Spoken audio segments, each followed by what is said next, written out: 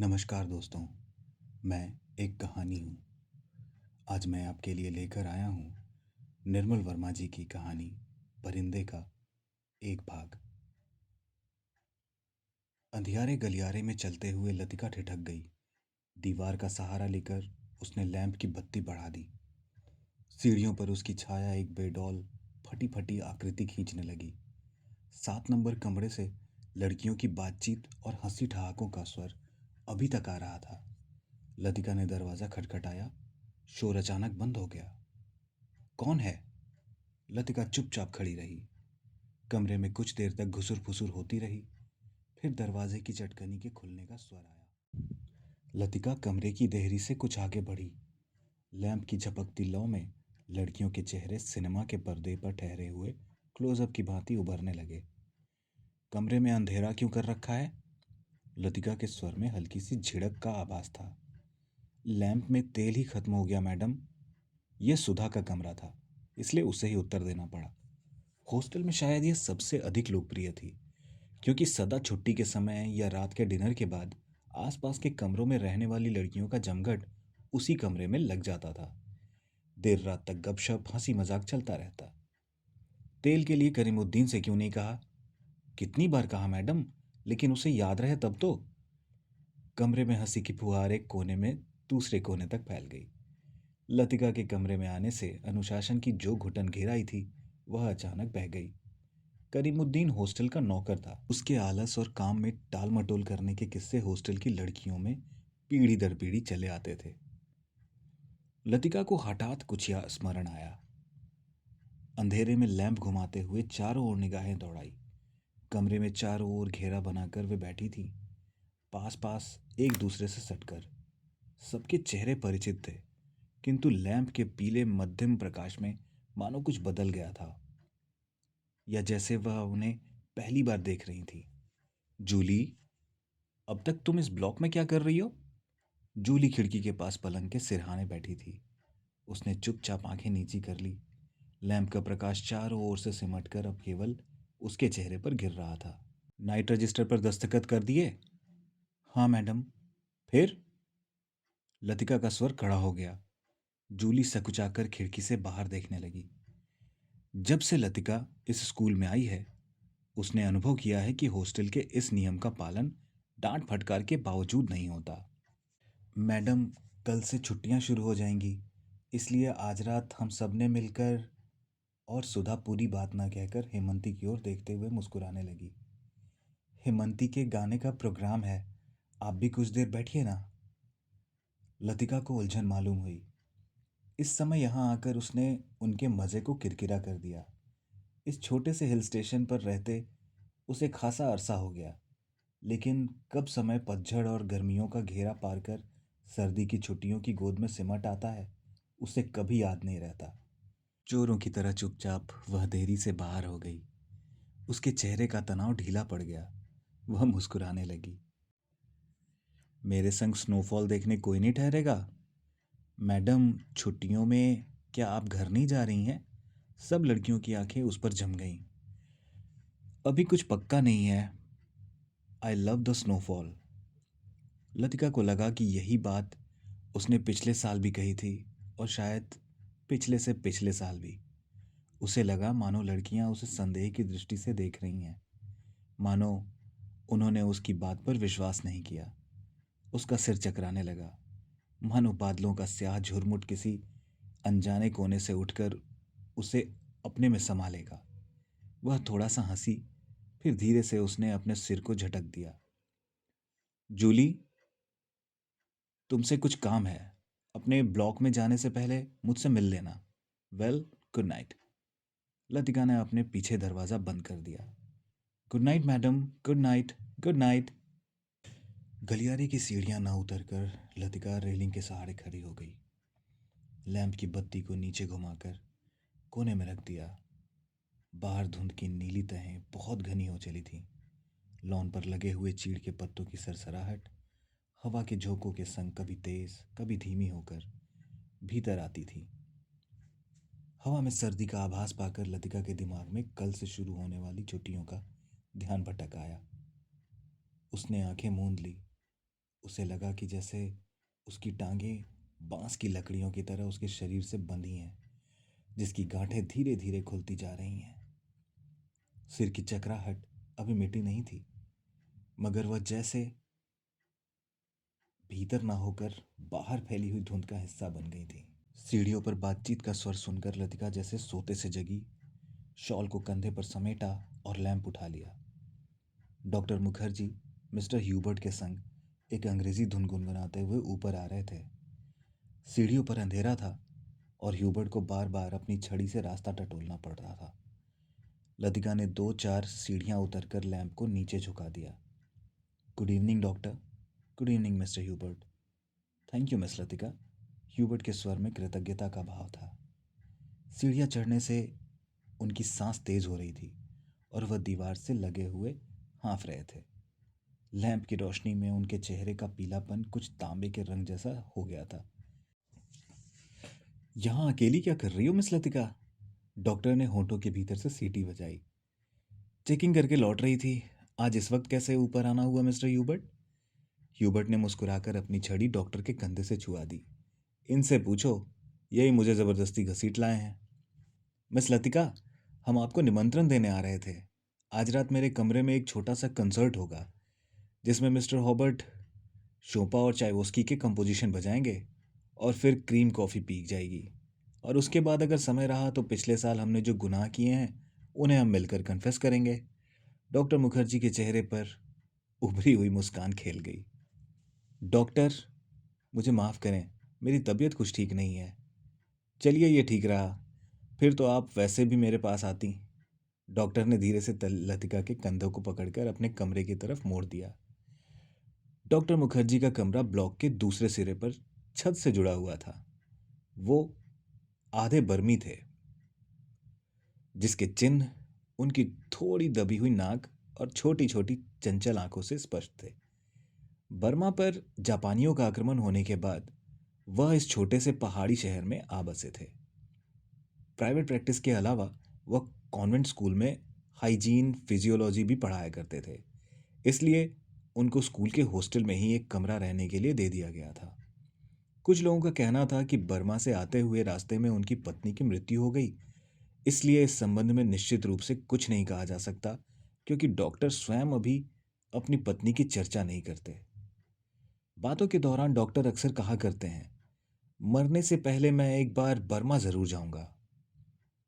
और तब एक क्षण उनके लिए उनकी आंखों में नमी सी आ जाती। लतिका चाहने पर भी उनसे कुछ पूछ नहीं पाती। उसे लगता कि डॉक्टर नहीं चाहते कि कोई अतीत के संबंध में उनसे कुछ भी पूछे या सहानुभूति दिखलाए। दूसरे एक क्षण अपनी गंभीरता को दूर ठेलते हुए वे हंस पड़ते, एक सूखी बुझी हुई हंसी। होम सिकनेस ही एक ऐसी बीमारी है जिसका इलाज किसी डॉक्टर के पास नहीं है। छत पर मेज कुर्सियां डाल दी गईं और भीतर कमरे में परकोलेटर में कॉफी का पानी चढ़ा दिया गया। सुना है अगले 2-3 वर्षों में यहाँ पर बिजली का इंतजाम हो जाएगा, डॉक्टर ने स्पिरिट लैंप जलाते हुए कहा। ये बात तो पिछले सालों से सुनते आ रहा हूं। अंग्रेजों ने भी कोई लंबी चौड़ी स्कीम बनाई थी, पता नहीं उसका क्या हुआ, ह्यूबर्ट ने कहा। वह आराम कुर्सी पर लेटा हुआ बाहर लॉन की ओर देख रहा था। लतिका कमरे से 2 मोमबत्तियां ले आई। मेज के दोनों सिरों पर टिकाकर उसने जला दिया। छत का अंधेरा मोमबत्ती की फीकी रोशनी के इर्द गिर्द सिमटने लगा। एक घनी नीरवता चारों ओर घिरने लगी। हवा में चीड़ के वृक्षों की साएं साएं दूर दूर तक फैली पहाड़ियां और घाटियों में सीटियों की गूंज सी छोड़ती जा रही थी। इस बार शायद बर्फ जल्दी गिरेगी। अभी से हवा में एक सर्द खुश्की सी महसूस होने लगी है। डॉक्टर का सिगार अंधेरे में लाल बिंदी सा चमक रहा था। पता नहीं मिस वुड को स्पेशल सर्विस का गोरख धंधा क्यों पसंद आता है। छुट्टियों में घर जाने से पहले क्या यह जरूरी है कि लड़कियां फादर एलमंड का सरमन सुने? ह्यूबर्ट ने कहा। पिछले 5 साल से मैं सुनता आ रहा हूं, फादर एलमंड के सरमन में कहीं हेरफेर नहीं होता। डॉक्टर को फादर एलमंड एक आंख नहीं सुहाते थे। लतिका कुर्सी पर आगे झुककर प्यालों में कॉफी उड़ेलने लगी। हर साल स्कूल बंद होने के दिन यही दो प्रोग्राम होते हैं। चैपल में स्पेशल सर्विस और उसके बाद दिन में पिकनिक। लतिका को पहला साल याद आया जब डॉक्टर के संग पिकनिक के बाद वह क्लब गई थी। डॉक्टर बार में बैठे थे। बॉलरूम कुमाऊं रेजिमेंट अफसरों से भरा हुआ था। कुछ देर तक बिलियर्ड का खेल देखने के बाद जब वह वापस बार की ओर आ रहे थे, तब उन्होंने दाईं ओर क्लब की लाइब्रेरी में देखा। मगर उसी समय डॉक्टर मुखर्जी पीछे से आ गए थे। मिस लतिका, यह मिस्टर गिरीश नेगी हैं? बिलियर्ड रूम से आते हुए हंसी ठहाकों के बीच कुछ ठहर सा गया। वह किसी किताब के बीच में उंगली रखकर लाइब्रेरी की खिड़की से बाहर देख रहा था। Hello doctor. वह पीछे मुड़ा। तब उस क्षण ना जाने क्यों लतिका का हाथ कांप गया और कॉफी की गर्म बूंदें उसकी साड़ी पर छलक गईं। अंधेरे में किसी ने नहीं देखा कि लतिका के चेहरे पर एक उनिंदा रीतापन घिर आया था। हवा के झोंके से मोमबत्तियों की लौ भड़कने लगी। छत से भी ऊंची काठ गोदाम जाने वाली सड़क पर यूपी रोडवेज की आखिरी बस डाक लेकर जा रही थी। बस की हेडलाइट्स में आसपास की फैली हुई झाड़ियों की छायाएं घर की दीवार पर सरकती हुई गायब होने लगी। मिस लतिका, आप इस साल भी छुट्टियों में यहीं रहेंगी? डॉक्टर ने पूछा। डॉक्टर का सवाल हवा में टंगा रहा। उसी क्षण पियानो पर शोपा का नॉक्टर्न ह्यूबर्ट की उंगलियों के नीचे से फिसलता हुआ धीरे धीरे छत के अंधेरे में घुलने लगा, मानो जल पर कोमल स्वप्निल उर्मियां भंवरों का झिलमिलाता जाल बुनती हुई दूर दूर किनारों तक फैलती जा रही हों। लतिका को लगा कि जैसे कहीं दूर बर्फ की चोटियों से परिंदों के झुंड नीचे अनजान देशों की ओर उड़े जा रहे हैं। इन दिनों अक्सर उसने अपने कमरे की खिड़कियों से उन्हें देखा है।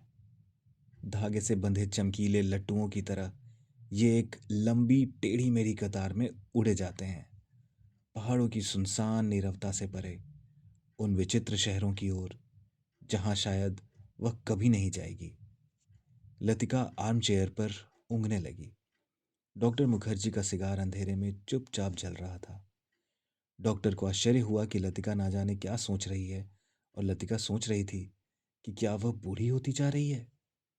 उसके सामने स्कूल की प्रिंसिपल मिस वुड का चेहरा घूम गया। पोपला मुंह, आंखों के नीचे झूलती हुई मांस की थैलियां, जरा सी बात पे चिढ़ जाना, कर्कश आवाज में चीखना, सब उसे ओल्ड मेड कहकर पुकारते थे। कुछ वर्षों बाद वह भी हूबहू वैसी ही बन जाएगी। लतिका के समूचे शरीर में झुरझुरी सी दौड़ गई, मानो अनजाने में उसने किसी गलीच वस्तु को छू लिया हो। उसे याद आया, कुछ महीने पहले अचानक उसे ह्यूबर्ट का प्रेम पत्र मिला था। भावुक, याचना से भरा हुआ पत्र, जिसमें उसने न जाने क्या कुछ लिखा था जो कभी उसकी समझ में नहीं आया।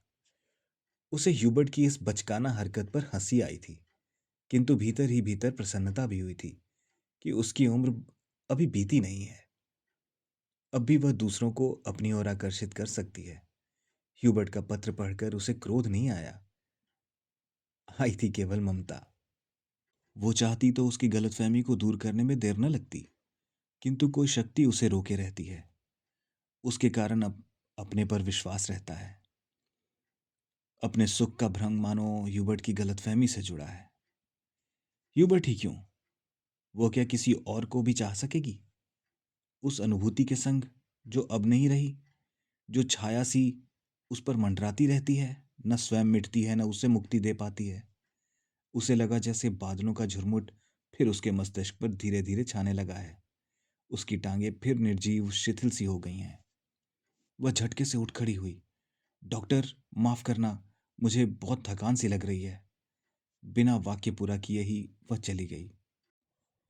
कुछ देर तक टेरेस पर निस्तब्धता छाई रही। मोमबत्तियां बुझने लग गई थीं। डॉक्टर मुखर्जी ने सिगार का नया कश लिया। सब लड़कियां एक जैसी होती हैं, बेवकूफ और सेंटिमेंटल। ह्यूबर्ट की उंगलियों का दबाव पियानो पर ढीला पड़ता गया। अंतिम धुनों की झिझकी सी गूंज कुछ क्षणों तक हवा में तैरती रही। डॉक्टर, आपको मालूम है, मिस लतिका का व्यवहार पिछले कुछ अरसे से अजीब सा लगता है। ह्यूबर्ट के स्वर में लापरवाही का भाव था।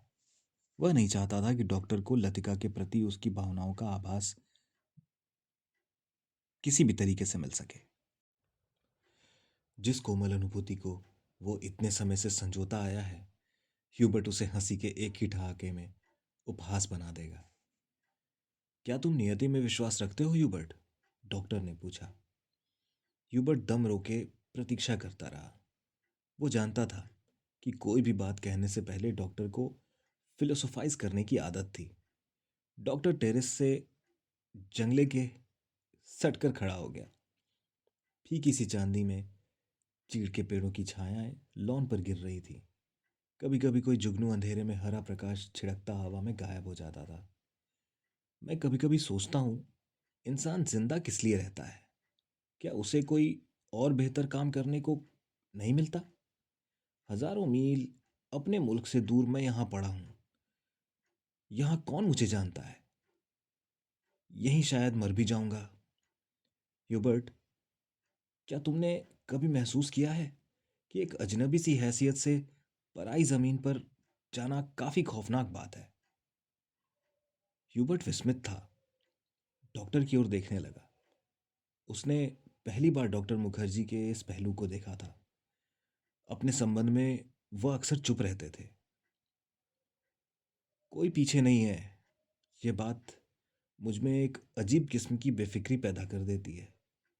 लेकिन कुछ लोगों की मौत अंत तक पहेली बनी रहती है। शायद वे जिंदगी में बहुत उम्मीदें लगाते थे। उसे ट्रेजिक भी नहीं कहा जा सकता, क्योंकि आखिरी दम तक उन्हें मरने का एहसास नहीं होता।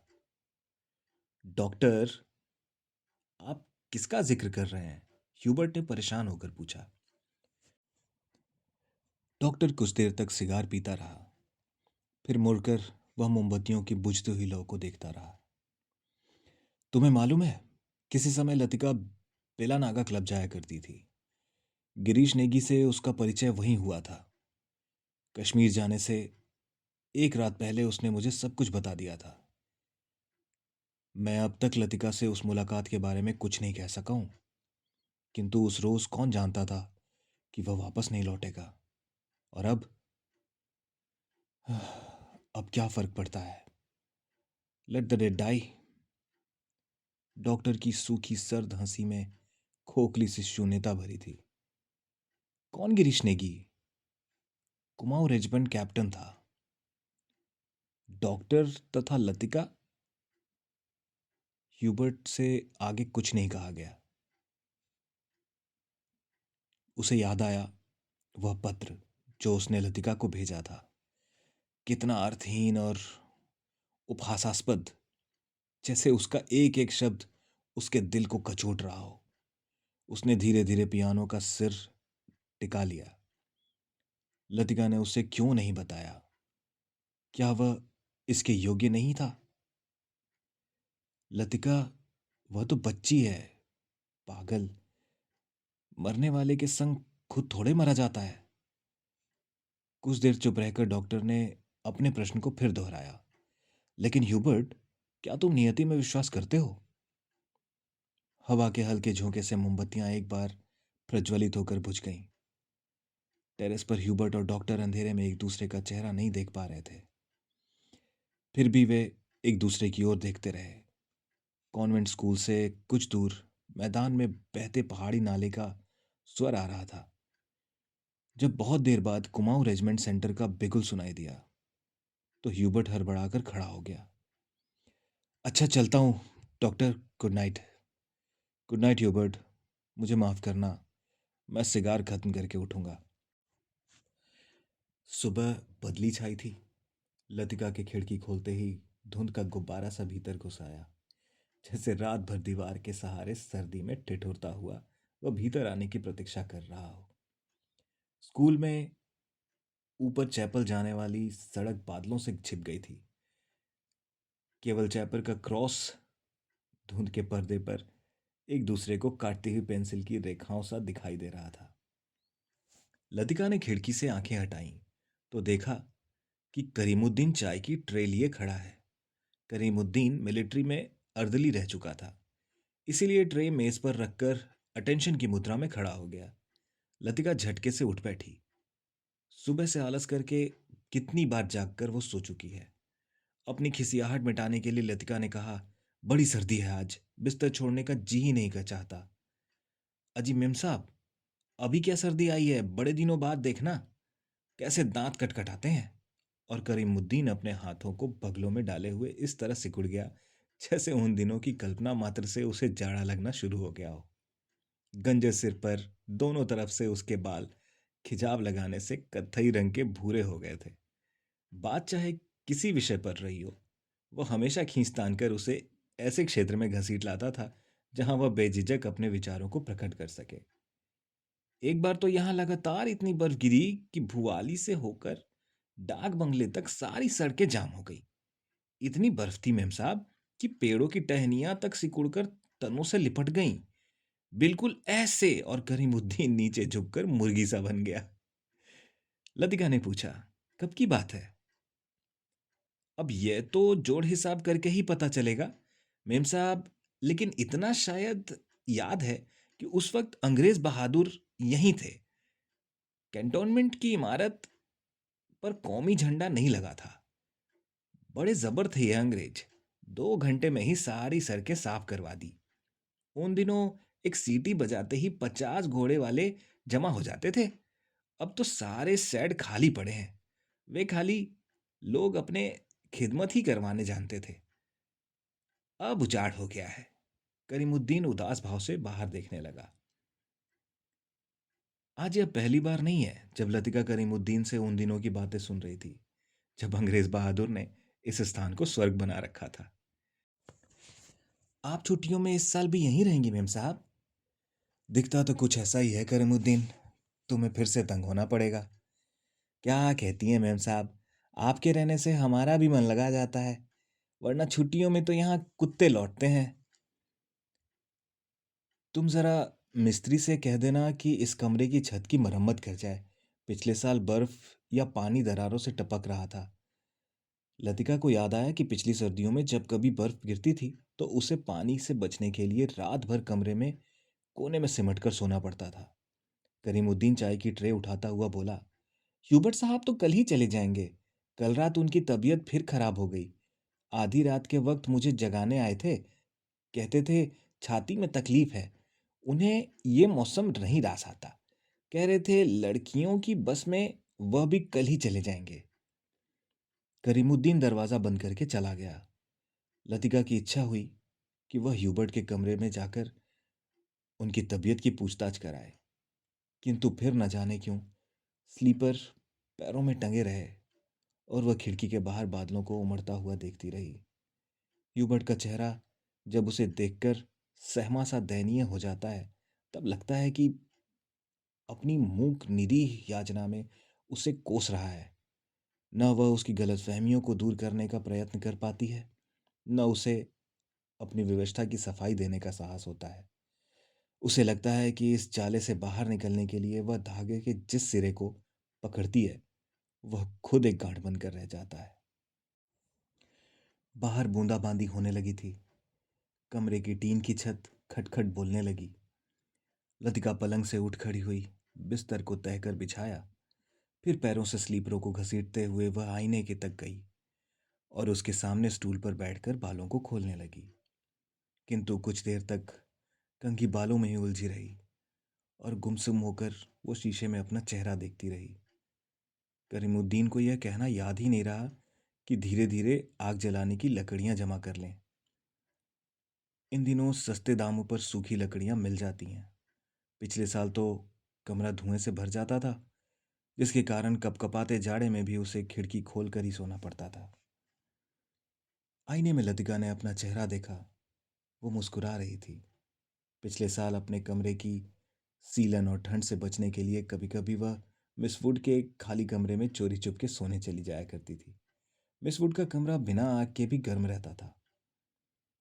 उनके गदोले सोफे पर लेटते ही आंख लग जाती थी। कमरा छुट्टियों में खाली पड़ा रहता है, किंतु मिस वुड से इतना नहीं होता कि 2 महीने के लिए उसके हवाले कर जाएं। हर साल कमरे में ताला ठोक जाती थी। वह तो पिछले साल गुसलखाने में के भीतर भी सांकल देना भूल गई थी।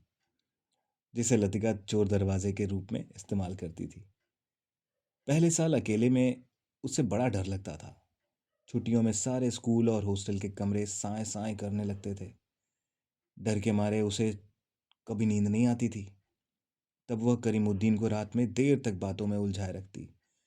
बातों में जब कहीं खोई सी सो जाती, तब करीमुद्दीन लैंप बुझाकर चला जाता।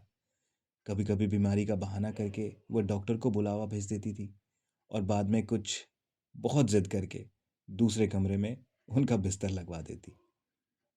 लतिका ने कंधे से बालों का गुच्छा निकाला और उसे बाहर फेंकने के लिए वह खिड़की के पास आ खड़ी हुई।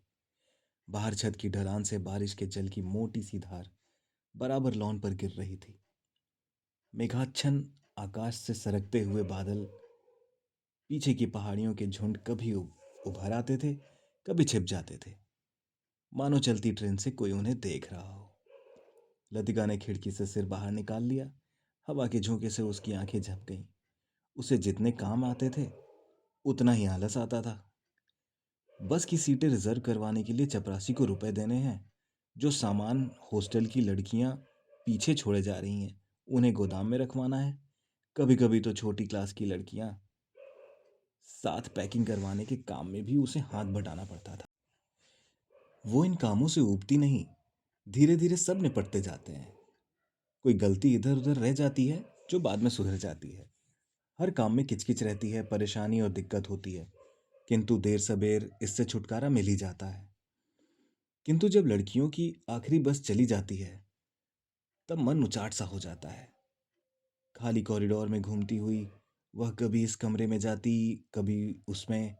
वह नहीं जान पाती कि अपने से क्या करे। दिल कहीं भी टिक नहीं पाता, हमेशा भटका भटका सा रहता है।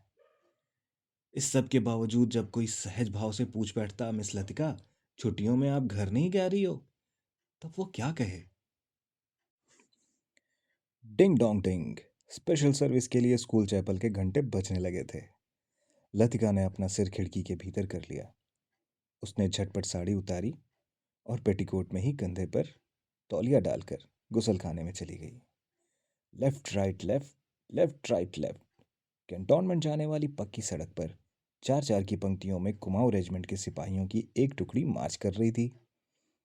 फौजी बूटों की भारी और खुरदरी आवाजें स्कूल चैपल की दीवारों से टकराकर भीतर प्रेयर हॉल्स में गूंज रही थीं।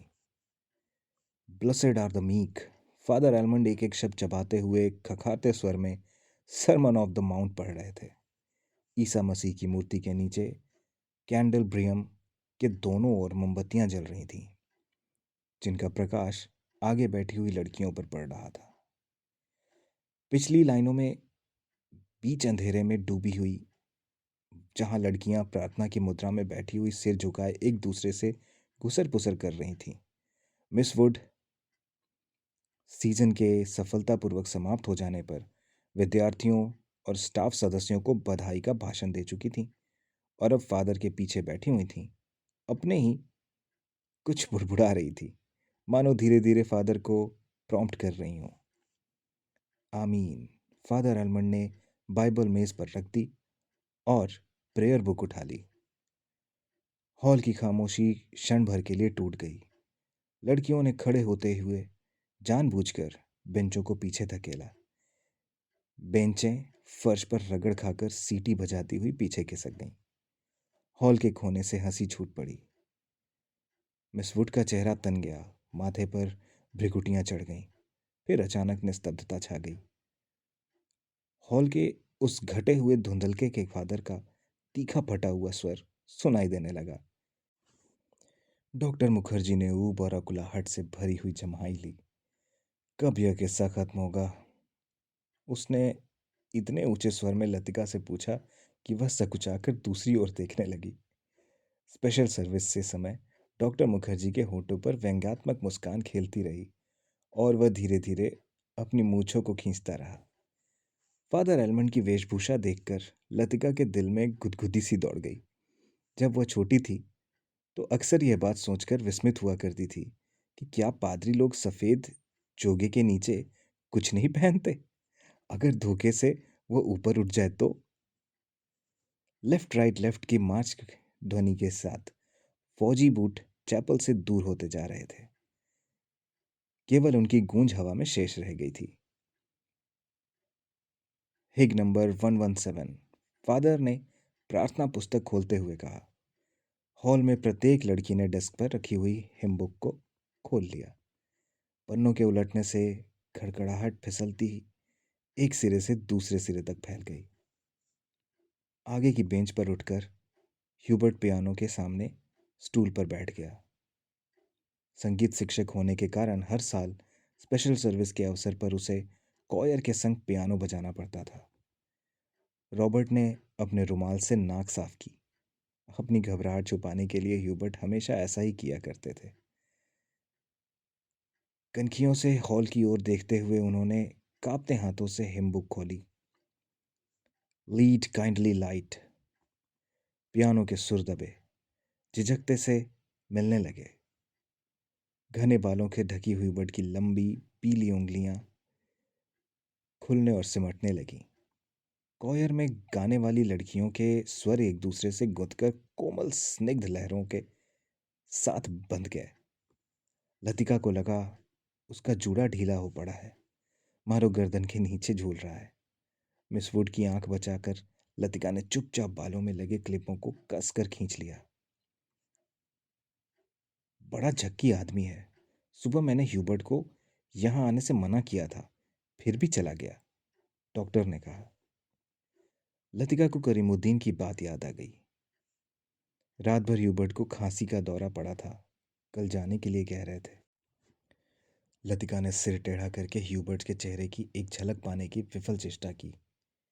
इतने पीछे से कुछ भी देख पाना असंभव था।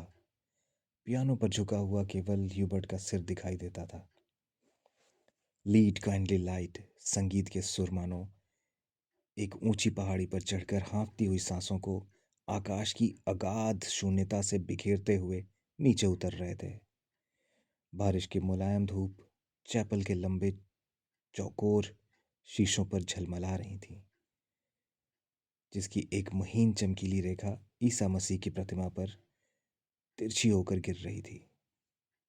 मोमबत्तियों का धुआं धूप में नीली सी लकीर खींचता हुआ हवा में तिरने लगा था। पियानो के क्षणिक पोज में लतिका के पत्तों का मरमर कहीं दूर अनजानी दिशा से आता हुआ सुनाई दे रहा था। एक क्षण के लिए उसे यह भ्रम हुआ कि चैपल का फीका सा अंधेरा उस छोटे से प्रेयर हॉल के चारों कोनों से सिमटता हुआ उसके आसपास घिर आया है, मानो कोई उसकी आंखों पर पट्टी बांधकर उसे यहां से ले जा रहा हो। और अचानक उसकी दोनों आंखें खुल गईं। उसे लगा जैसे मोमबत्तियों के धूमिलालोक में कुछ भी ठोस वास्तविक न रहा हो। चैपल की छत, दीवारें, डेस्क पर रखा हुआ डॉक्टर का सुगड़ सुडौल हाथ और पियानो के उस सुर अतीत की धुंध को भेदते हुए स्वयं उस धुएं का भाग बनते जा रहे थे। तो दोस्तों, ये था कहानी का पहला भाग। दूसरा भाग जल्द ही लेकर आऊँगा। तब तक के लिए चैनल को सब्सक्राइब ज़रूर कर दीजिएगा, ताकि जैसे ही दूसरा भाग आए आप उसको सुनने के लिए हमेशा तैयार हों। धन्यवाद।